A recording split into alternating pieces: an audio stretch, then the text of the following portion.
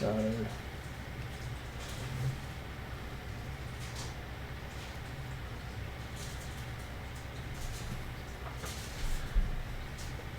look at the what do you call it,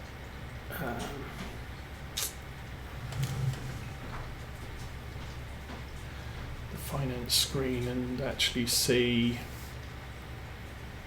obviously it'll only show us about 3 or 4 days, but we could actually check on how much have we made in the last few days, because obviously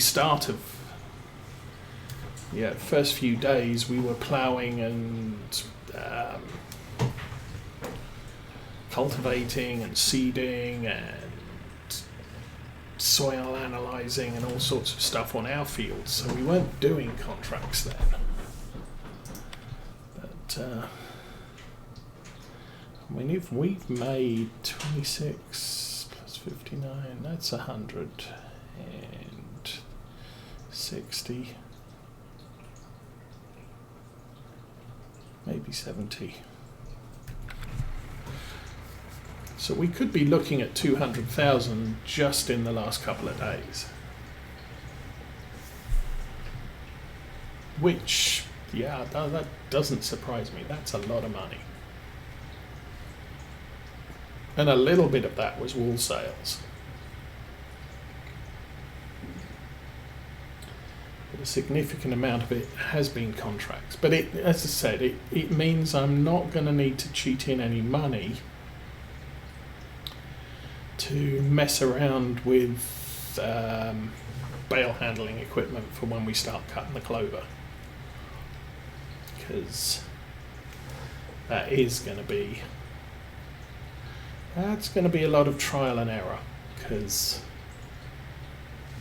we need to be able to wrap it, we need to be able to store it, we need to be able to move it, and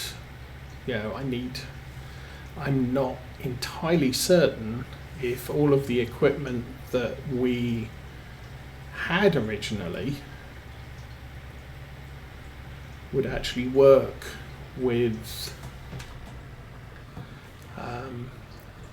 clover, and not that we use it alfalfa and everything else. So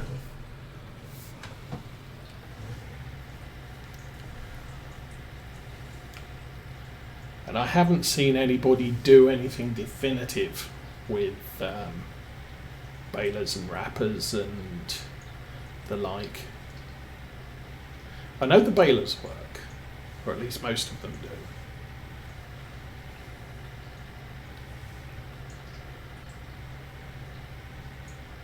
And we are going to do clover hay, so the idea is that this field here is clover. I'm going to try and do that as hay, and then this one will do clover silage on. But I'm going to need to get a couple of wrappers and balers. I'd like to stay with square balers, which means we can't do bale and wrap.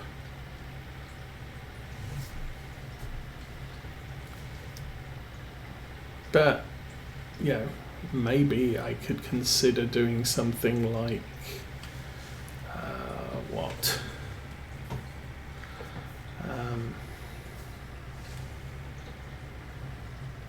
square bales for straw, because it's just easier. Square bales for hay, because whatever, and then round bales for silage, and then use one of the fast balers.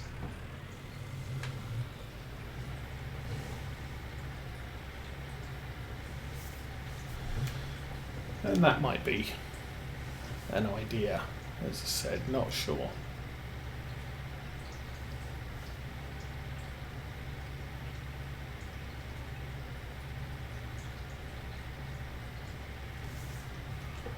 And then the grass, I'm pretty, the thing is with the grass silage, I'm almost certain to take that down to the BJ and sell it, all of it. because we just don't need it. It looks like the grass pasture behind the cow barn is going to be sufficient to keep the cows or the sheep in grass. I also need to make some clover bales. I think what I'm going to do with the first cut is make one clover bale or 2 clover bales and some loose clover, and just see if it rots like grass or if it doesn't rot at all. If it doesn't rot at all, or it only rots outdoors, obviously the sheep need fresh grass, clover, fresh maize and hay pellets. See, we could make hay pellets. I do have the straw harvest add-on straw harvest, whatever it's called. But we would need the pelletizer, which that's extremely pricey. We've probably got the money for it. Of course, the rate we're making money. Where is it? Baling Tech. Yes, I did add it. Baler turns loose straw, grass or hay into convenient bales. Different sizes. Baler turns loose straw, hay, grass into convenient bales. This thing is can pelletize straw and hay on the field. Now I could get that, but that's 300,000. 300,000, more than 300,000. So yeah, but it would use up all the money I have. Plus, you have to make hay. And this environment's not great for making hay. I'd like to know if basically the big thing is during spring and summer, well, not so much even spring, later in spring, sort of mid-spring and onwards, I can use grass straight from the grass pasture, plus the sheep pastures all grow grass. So they will automatically refill the sheep feeding troughs during spring, summer, and probably fall as well. So we're really interested in, can I figure out a way to have clover, basic clover available, and it lasts for the entirety of winter, and how much I'm going to need. If I need 4 or 5 bales of it per 250 sheep, that should be quite doable.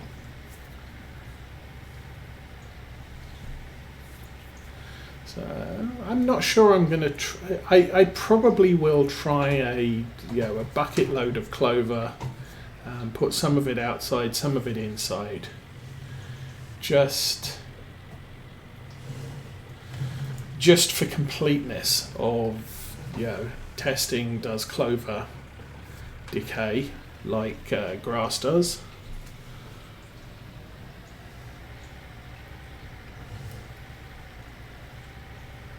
But then at this stage, I think clover silage is something we're very tight on at the moment. I can buy more, and I can buy hay, standard grass hay from the store as well.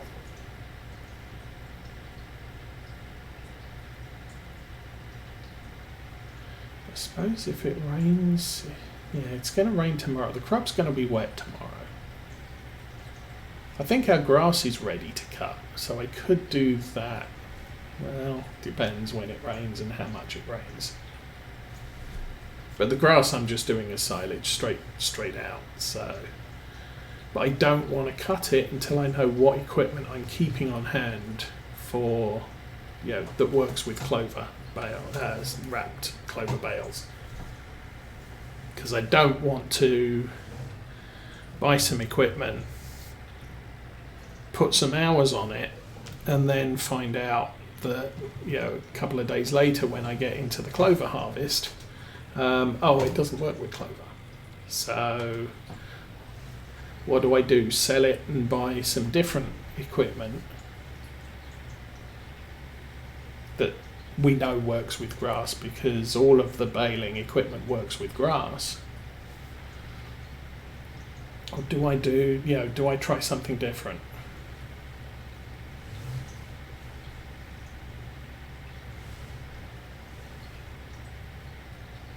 Oh, that's the rear tank emptied.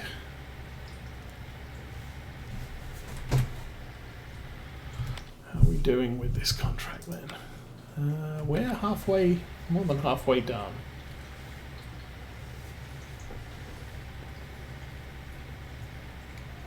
So I'm not actually sure if I'm going to complete this with what we've got in the tank. It'll be very annoying if I don't. Let's just put it that way.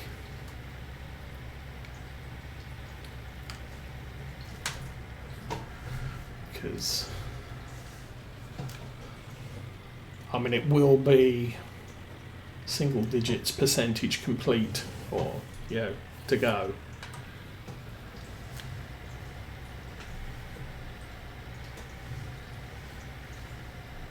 If we do empty the tanks on this, kind of hoping we end up with about 60 to 200 litres left after completing the contract. How's the field look? It doesn't look that far, but yeah, who can tell? It's all. I am completely hopeless at estimating distances in Farm Sim.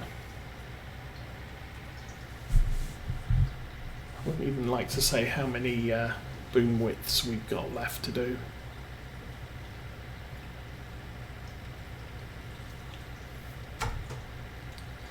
Was that field in front of me the one they wanted planted with grass? Because that's kind of weird.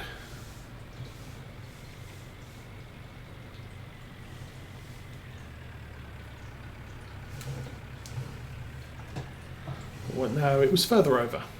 It was...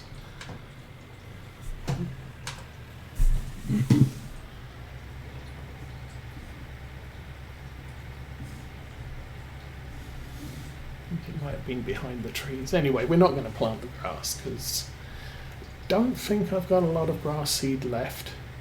We pretty much used up all but 100 or so litres of it.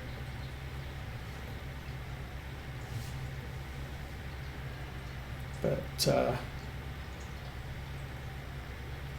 and I don't want to buy 2,000 litres of grass seed just to plant a small field. That leaves me with more seeds than I need going forward. And, you know, grass is not going to be a major crop that we do. We have a small field at the top end of the grass pasture, which frankly it's just too small to get anything into it. I would need to get something like the Class Dominator or a tiny New Holland harvester to work that field. So I don't, you know, if I get another harvester, it's going to be a big one, not the smallest one available. And so just cutting the grass in there it's adequate. It probably gives me 4 or 5 bales of grass out of it, and yeah, don't need much more than that. Now field 3, on this farming agency's version of the map, field 3 wasn't planted, so I planted it with grass because we had grass in it on Oxygen David's base version of this map, and I'm not sure if I want to keep it that way. You know, it's it's a good sized field, and I could just put an arable crop in there. It's got a good access point at the top. It's not a big field, but it would add to our annual income from arable crops, which might be beneficial, I guess. I mean, the difference is you can cut a grass field 3 times a year and get silage out of it. We're using the silage to supplement the fertilizer.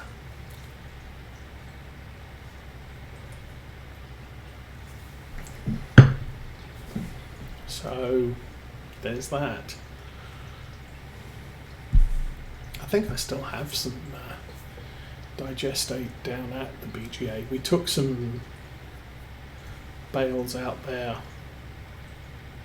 Why did I take some bales out there? I think I created some silage bales and then they didn't work. Or I bought some, and then rather than let them to go to waste, it was a case of, well, just might as well take them down to the BGA and turn them into digestate. I'm not going to make as much money selling them as I paid to buy them, but yeah, at least they go to some use, and the sheep won't eat them, or the sheep wouldn't eat them. So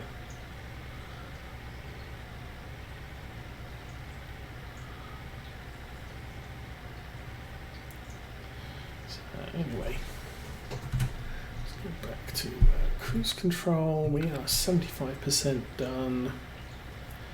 400 litres left. Ugh.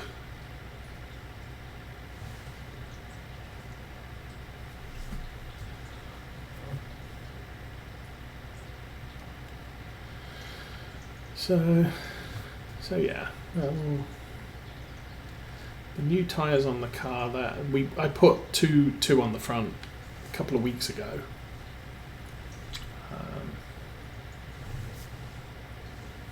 But I needed a full set and they only had 2 in stock, so I'll have 2 now and 2 later. So you have to order them. So, okay. How long does it take? 4 days. Oh, okay. I don't know why they only have 2 in stock.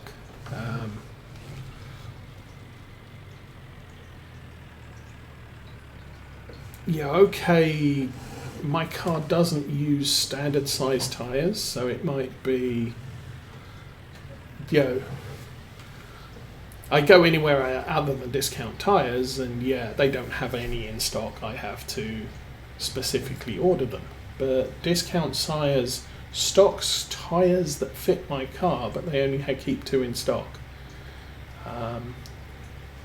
which is kind of weird. Because I can't be the only person who generally, when they need a new set of tyres, they need a new set of tyres, not just half a set. The only other time is I need one because Michigan roads are so bad that one blew up on me, and that one needs can't be recovered, needs replacing. But other than that, I need a full set. Almost every time I've got tyres.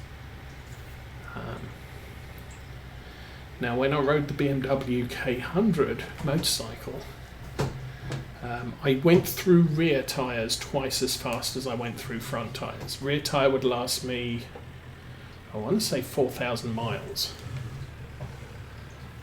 But yes, good traction. So they wore out quicker. Plus their motorcycle tyres are thinner than car tyres anyway. You're not going to get a 20,000 mile tyre. But the front tyre lasted 8. So I would probably get 1.5 front tyres and 3 back tyres per year. Back when I was riding. So it's...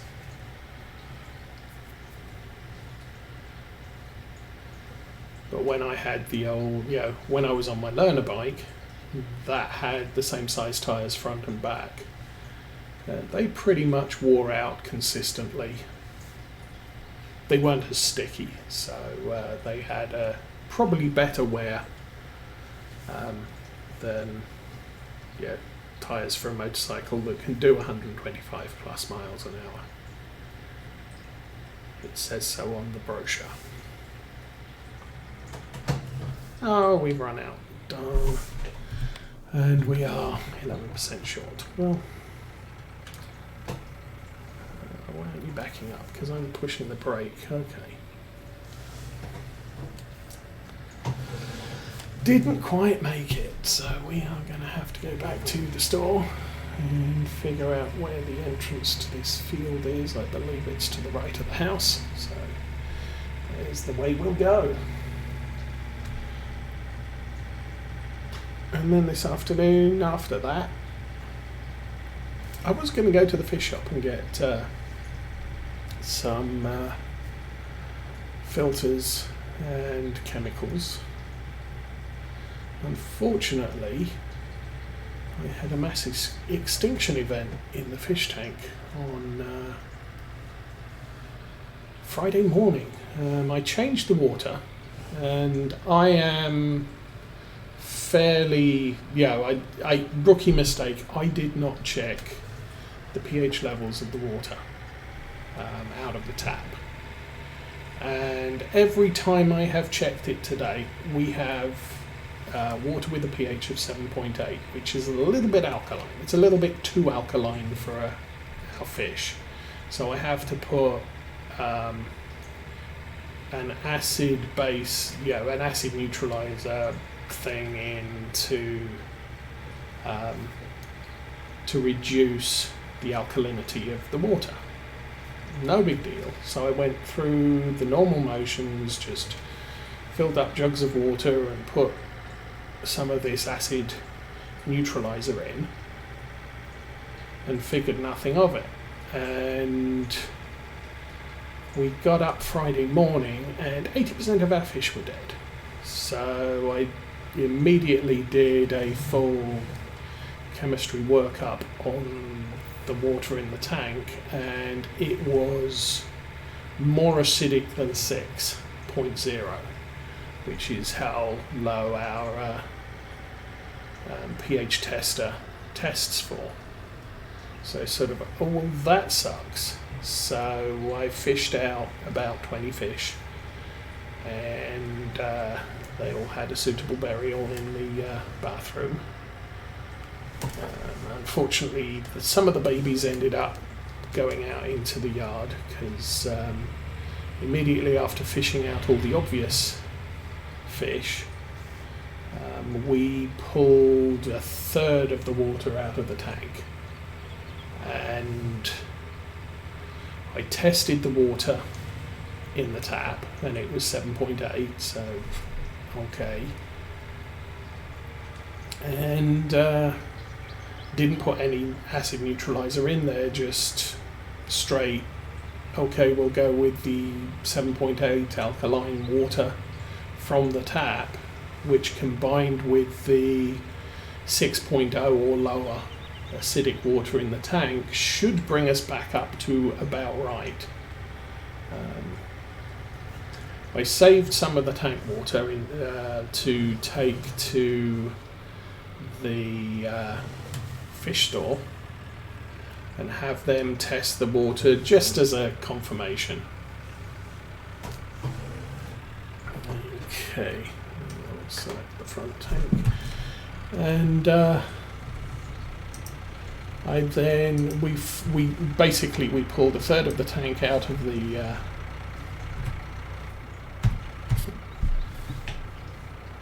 what am I doing? I'm doing turn on the pump. That's not the pump, that's just normal loading. Whatever.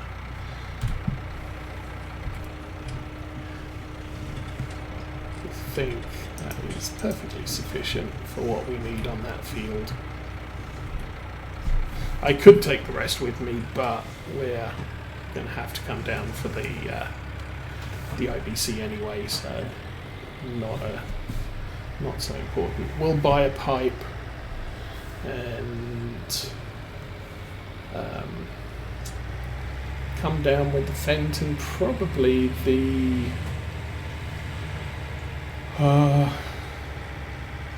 Ivor Williams trailer to bring that IBC back and the pipe. So anyway, yes, so refilled the tank, tested the water again completely, and we have exactly 7.0, or at least as near as we can determine the colour is right for 7.0. So the water is perfect pH, just by, I did chemistry at school, so I did the basic calculations of 2/3 of a tank at 6 plus 1/3 of a tank at 7.8 should pull us up close to 7, and it got us in right on 7. So good, that's fixed. And the 5 fish that survived the mass extinction event were all looking terribly unhealthy.